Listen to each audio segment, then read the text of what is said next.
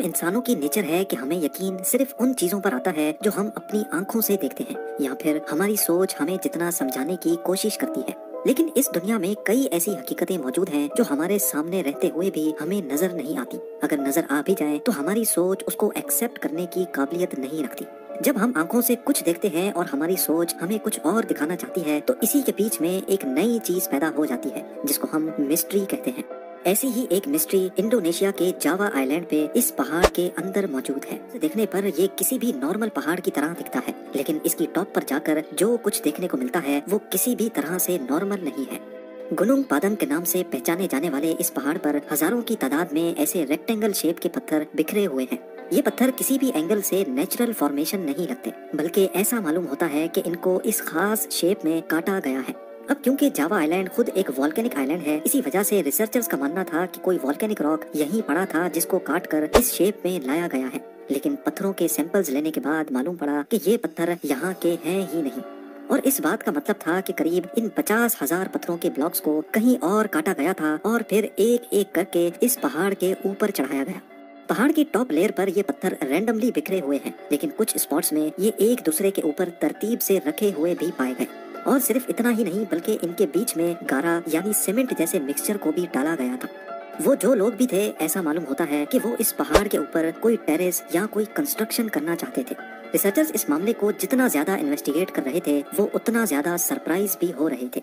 Top layer पे पत्थरों के बीच में मौजूद गारे की जब रेडियो कार्बन डेटिंग की गई तो मालूम पड़ा कि ये 2500 साल पुराना है। लेकिन जब एक्सकवेशन की गई तो 20 फीट की गहराई पर रिसर्चर्स को यहाँ 7500 साल पुराने गारे के सैंपल्स भी मिले। टॉप लेयर पर 2500 तो 20 फीट की गहराई पर 7500 साल पुराने सैंपल्स मिलने का मतलब ये था कि यहाँ कोई एंशिएंट सिविलाइजेशन बस्ती थी जो वक्त के साथ साथ किसी बहुत बड़े स्ट्रक्चर को कंप्लीट कर रही थी। कुछ आर्कियोलॉजिस्ट का कहना था कि इससे नीचे खुदाई करने की जरूरत नहीं है, क्योंकि ह्यूमन की हिस्ट्री सिर्फ 7500 साल पुरानी ही है, तो इससे नीचे हमें कुछ नहीं मिलेगा। लेकिन लोकल जियोलॉजिस्ट अभी भी सेटिस्फाइड नहीं थे। उन्होंने इस पहाड़ पर कोर ड्रिलिंग करने का फैसला किया। कोर ड्रिलिंग में एक हॉलो पाइप को जमीन में ड्रिल किया जाता है और जब वो पाइप वापस बाहर निकाला जाता है तो जमीन के अंदर जो कुछ भी होगा उसके सैंपल्स एक कोर की सूरत में पाइप के अंदर जमा हो जाते हैं। हैरतअंगेज तौर पे कोर ड्रिलिंग से जो सैंपल्स निकल कर आए उन पर यकीन लाना वाकई बहुत मुश्किल था, खास तौर पर आर्कियोलॉजिस्ट के लिए। पहली 2 लेयर्स यानी 20 फीट की गहराई के सैंपल्स तो 3000 से लेकर 7500 साल पुराने ही थे, लेकिन 50 फीट की गहराई से भी गारे के कुछ सैंपल्स निकल कर आए जो 11600 साल पुराने थे। ये साल था 9600 BC और तब अर्थ पर आखिरी आइस एज चल रही थी। मामला तब मजीद गंभीर हो गया जब 100 फीट नीचे कोर ड्रिलिंग के जो सैंपल्स निकल कर आए वो 24,000 साल पुराने थे। ये वो दौर था जब आखिरी आइस एज अपने पीक पर चल रही थी। उस दौर में इंसान की किसी अननोन सिविलाइजेशन ने पहाड़ के इतना नीचे कोई कंस्ट्रक्शन की थी जिसके सबूत सबके सामने थे। ये एक बहुत ही इम्पोर्टेंट खबर थी क्योंकि ये इंसानों की हिस्ट्री को हमेशा हमेशा के लिए बदलने जा रही थी। रिकॉर्डेड हिस्ट्री में यानी हिस्ट्री की बुक्स में हमें ये मालूम पड़ता है कि इंसान की सिविलाइजेशन 7500 साल पहले डेवलप हुई थी। लिहाजा आर्कियोलॉजिकल कम्युनिटी का मानना था कि ऐसा मुमकिन ही नहीं हो सकता कि ये काम इंसानों ने किया हो, क्योंकि इतना पहले इंसान इस काबिल ही नहीं थे। उनका कहना था कि गारे के सैंपल्स मिल जाने से ये साबित नहीं होता कि यहाँ इंसानों ने पहाड़ के अंदर कोई स्ट्रक्चर बनाया हो। आर्कियोलॉजिस्ट को यकीन दिलाने के लिए ठोस सबूत की जरूरत थी, जैसा कि ह्यूमन स्केलेटन, कोई पॉटरी या फिर कोई स्ट्रक्चर।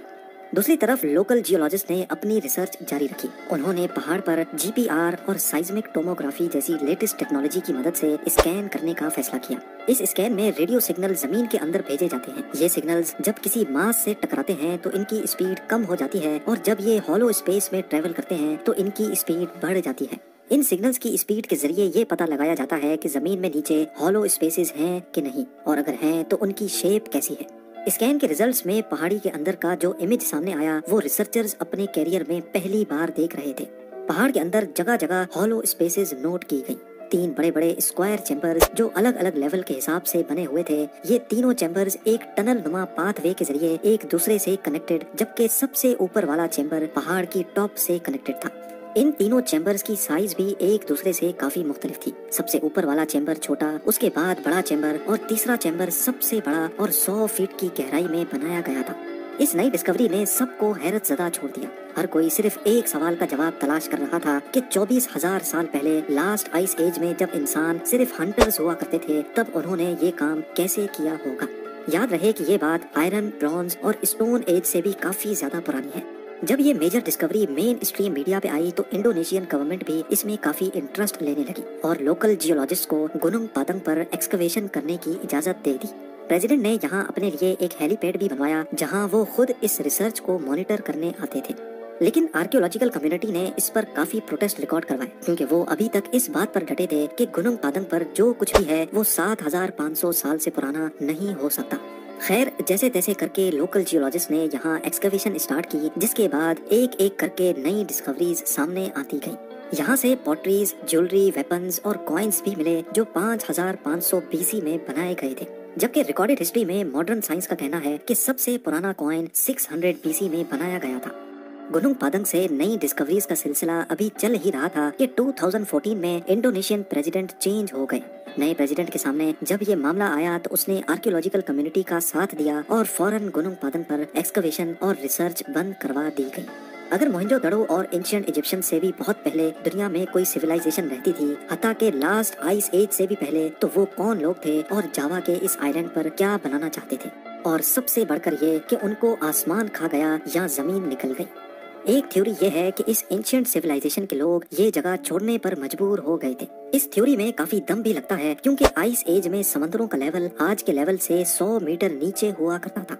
यानी ये जो आज हमें आइलैंड दिख रहा है ये पहले आइलैंड नहीं बल्कि एशिया का सब कॉन्टिनेंट हुआ करता था।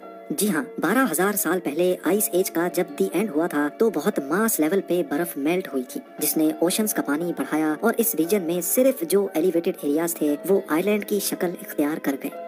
बाकी सब कुछ ओशन के बॉटम पे चला गया। जावा आइलैंड पे बसने वाली सिविलाइजेशन अब बिल्कुल आइसोलेट हो चुकी थी। वो अपने दूसरे साथियों से बिछड़ चुके थे और शायद वक्त के गुजरते वो हमेशा हमेशा के लिए अपनी पहचान भी भूल गए। इस मिस्ट्री की असल कहानी क्या है, ये राज आज भी गुनुंग पादंग के अंदर दबा हुआ है। लेकिन इस बात के काफी चांसेस हैं कि ये जो दिखने में पहाड़ लग रहा है ये असल में नेचुरल नहीं बल्कि स्टोन ब्लॉक्स को एक दूसरे के ऊपर रख कर बनाया गया था, जो शायद अपनी असली हालत में कुछ इस तरह दिखता। दोस्तों, उम्मीद है कि आपको हमारा ये वीडियो पसंद आया हो। अगर ये वीडियो आप लोगों को पसंद आया तो इस वीडियो को लाइक और ज्यादा से ज्यादा शेयर जरूर करें। तो फिर मिलते हैं आपके साथ अगले वीडियो में, तब तक के लिए अलविदा।